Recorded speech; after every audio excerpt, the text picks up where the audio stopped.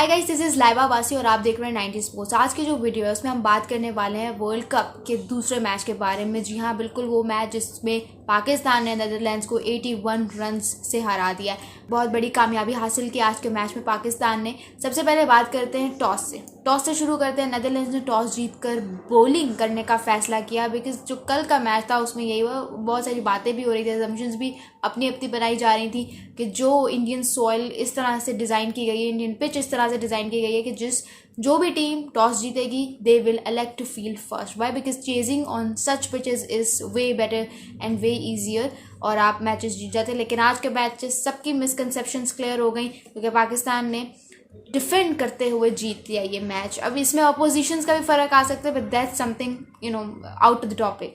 पहले बात कर ले कि नेदरलैंड्स की बॉलिंग के बारे में। नेदरलैंड्स की बॉलिंग अमेजिंग। नेदरलैंड्स के बास डिलीटी जो है उनको मैं बहुत ज़्यादा अप्रिशिएट करूँगी। ही मतलब वो मुझे बहुत पसंद है। Why? Because he is a great allrounder, he is on road to something very very very bigger. उनकी आज बॉलिंग परफॉर्मेंस बहुत ज़बरदस्त थी। उनकी बॉलिंग फिगर्स जो हैं दे वर 4 for 62 इन 9 ओवर्स और जो बैटिंग परफॉर्मेंस थी वो थी 61। उन्होंने स्कोर किया of 68 balls which is something very very nice. और मतलब हमेशा जो है इस तरह के सिचुएशन में he has been helping Netherlands की बैकबोन के तौर पे काम करते हैं। उनकी बॉलिंग अच्छी थी तभी तो हमारा टॉप ऑर्डर फेल हुआ। ना इमाम चल सके, ना फ़खर चल सके।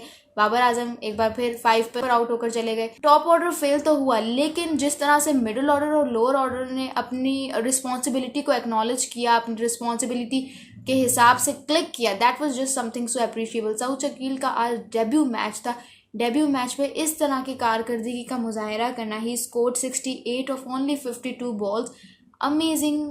मतलब बहुत ज़्यादा जिसे कहते हैं स्टाइलिश बैट्समैन हैं, कंपोज्ड हैं और most importantly he is very confident about what he is playing. Proper cricketing shots और हर जो ग्राउंड है हर उसके एरिया को यूटिलाइज करते हैं बहुत अच्छे से, बहुत स्टाइलिश तरीके से। तो he is one of my favourites. Mohammad Rizwan again mister consistent, he also score 68 of 75। बहुत ज़बरदस्त नॉक खेली। वनडे इंटरनेशनल में हमेशा जो है वो अंडरडॉग के तौर पे जो है मतलब उनको अननोटिस रखा जाता है। मतलब इतनी ज़्यादा उनको हाइप नहीं दी जाती, इतनी ज़्यादा अटेंशन नहीं दी जाती, but again he is brilliant. Nawaz और शादाब की जो ये पार्टनरशिप लगी थी, नवाज़ ने 39 ऑफ 43 किया, शादाब ने 32 ऑफ 34 किया। ये जो पार्टनरशिप थी ये बहुत ज़्यादा ज़रूरी थी क्योंकि 182 for the loss of 5 wickets थे हम, but that partnership was very very very beneficial in for us in shifting towards setting a target of 287 runs. तो वो पार्टनरशिप बहुत ज़बरदस्त थी और नवाज़ और शादाब का क्लिक करना बहुत ज़्यादा ज़रूरी था। आज उन्होंने क्लिक किया। Whether you talk about their bowling, whether you talk about their batting performance भी उनकी अच्छी रही और बॉलिंग में भी काफ़ी बेहतर दिखाई दी है। उसके बाद जिस तरह से फिर एंड में शाहीन और रऊफ़ ने आके थोड़ा सा पावर हिटिंग की, वो बहुत ज़बरदस्त था। तो मतलब बैटिंग ने अच्छा किया।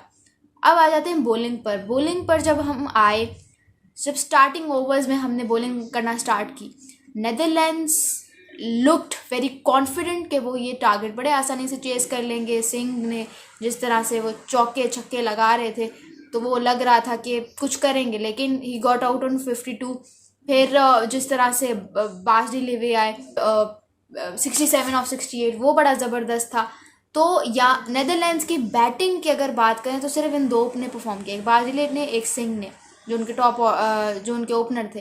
बाकी किसी ने भी परफॉर्म नहीं किया। उनके जो कैप्टन थे ही वाज ऑल्सो अच्छा, उनके जो कैप्टन है स्कॉट एडवर्ड्स, वो एक बहुत बड़े खिलाड़ी है। मतलब वो as a batsman he is very good, लेकिन उनको डक पर आउट किया हारिस रऊफ़ ने। ऐसा लग रहा था कि जिस तरह से नेदरलैंड्स के हाथ में है मैच, आराम से नहीं तो जीत तो जाएंगे, लेकिन जिस तरह से हारिस रऊफ़ ने कम बैक किया, मिडिल ओवर्स में आके वो क्रूशियल विकेट्स ली, he could have been much better अगर इफ्तिखार अहमद वो उनका कैच ड्रॉप ना करते।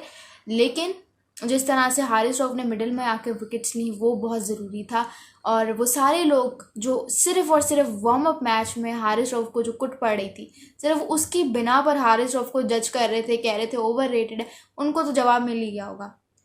Again going with Shaheen Afridi ज़्यादा इंप्रेसिव नहीं रहे, लेकिन जिस तरह से हसन अली का कम बैक हुआ, हसन अली का कमबैक देख के मुझे बहुत ज़्यादा खुशी हुई. Hasan Ali deserves this comeback. He has been struggling so hard, he has been putting in all that effort, but उनको वो रिजल्ट्स नहीं मिल रहे थे काफ़ी टाइम से. But today all his questions were answered, all his efforts were answered, in the form 2 for 33 in 7 overs. उनकी figures हैं absolutely beautiful.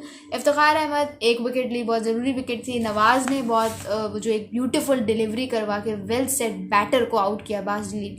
That was just exceptional. बात क्या है, मुद्दे पे आते हैं ज़रा कि इसकी समरी क्या है. समरी ये है, आज का जो मैच है उसमें से हम बहुत सारे पॉजिटिव्स निकालते हैं. हमारा टॉप ऑर्डर नहीं क्लिक किया, लेकिन मिडिल ऑर्डर और लोअर ऑर्डर ने आके क्लिक किया. उन्होंने रिस्पॉन्सिबिलिटी आई, वो चले. उसके बाद सऊद शकील का एक बहुत बड़ा पॉजिटिव है. शादाब, नवाज जो हमारे मेन स्पिनर्स हैं, उनकी form slightly getting better, right. Captaincy बहुत कमाल थी आज के मैच में, ऑन पॉइंट कैप्टनसी थी. उसके अलावा फिर वो जो था कि रिजवान का इतना कंसिस्टेंट होना, वो एक प्लस पॉइंट है पाकिस्तान के लिए, बिकॉज माशाल्लाह he is been so consistent with the matches he has been playing. उसके बाद क्या नहीं है, हसन अली का जिस तरह से कमबैक हुआ वो बहुत बड़ा पॉजिटिव है हमारे लिए. अब सोचने की बात यह है कि कहाँ पे लैग किया जा रहा है. अगर आप सोचें, बाबर आजम अपनी उसी पीक फॉर्म पर चले जाते हैं, अगर शाहीन शाह अफरीदी अपने उसी ईगल फॉर्म में आ जाए, हारिस रऊफ की तो फॉर्म आ गई, fiery pace, all that stuff. मैंने देखा he was bowling around 140 kph. उनका जो स्लोवेस्ट है that is 140 kph. His average is 145 and his fastest is 149. So Haris Rauf की फायरी पेस तो वापस आ गई है, but what is still left? Shaheen Shah Afridi की वो ईगल वाली फॉर्म वापस आना और बाबर आजम का पीक पर जाना. These are the two things. हमारी टीम कंप्लीट है और हम अभी भी वर्ल्ड कप जीतने के ख्वाबों को साइड पे नहीं रख सकते. हम वर्ल्ड कप जीतने के ख्वाब देख सकते हैं और हम आराम से वर्ल्ड कप भी जीत सकते हैं अगर सिर्फ ये 2 इश्यूज सॉल्व हो जाए हमारे. Imam and Fakhar, they need to come back to their form, they need to get back to their form. Top order का काम करना बहुत ज़रूरी है. ये जो पिच थी, ये 300 रन वाली पिच थी, या may be more than around 350. लेकिन वही बात हो गई, टॉप ऑर्डर फेल हो गया हमारा, वरना it would have been much better, much bigger. तो मुद्दा ये है कि you don't have to stop dreaming. हमारी जो वर्ल्ड कप कैंपेन है वो बहुत बड़े मार्जिन की विन्स से स्टार्ट हो रही है एंड आई होप कि हम इसी तरह से अच्छा परफॉर्म करते हैं. नेदरलैंड्स को मैं बहुत ज़्यादा कहूँगी, अप्रिशिएट करूँगी. नेदरलैंड्स वर ब्रिलियंट. कोई भी टीम छोटी टीम नहीं होती, हर टीम वर्ल्ड कप खेलने के लिए आई है. इसके पीछे उनका हार्ड वर्क है जो उन्होंने पिछले कुछ महीनों से, कुछ सालों में किया है. वो हार्डवर्क उनको इस स्टेज तक लेके आया, इस प्लेटफॉर्म तक लेकर आया. तो कोई भी टीम छोटी टीम नहीं है, हर टीम खेलने के लिए आई है. तो किसी भी टीम को आप ओवरशैडो नहीं कर सकते, ठीक है. So this is how it is. And हमारा अगला मैच है श्रीलंका के साथ. उसमें बताएं कि क्या क्या चीज़ें हमें इम्प्रूव करनी चाहिए, उसको बताएं कि कैसे, कमेंट्स में ज़रूर बताइएगा. और मज़ीद ऐसे रिव्यूज़ देखने के लिए follow 90 sports on YouTube, Facebook and Instagram for all those latest cricket updates.